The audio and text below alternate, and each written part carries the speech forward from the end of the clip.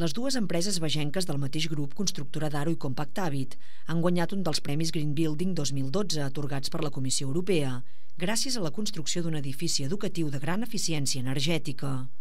L'empresa de construcció Constructora Daro de Manresa i la proveïdora de components Compact Habitat de Cardona han guanyat el premi pel projecte de la sala de descans de la residència del campus de l'Escola Tècnica Superior d'Arquitectura, que pertany a la Universitat Politècnica, a Sant Cugat del Vallès.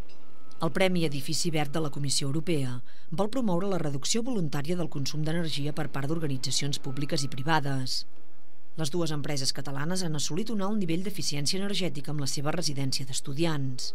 L'edifici té un sistema central propi que controla el consum d'energia de l'immoble i utilitza al mateix temps un sistema de ventilació creuada que permet un refredament passiu de les sales i redueix la despesa en aire condicionat.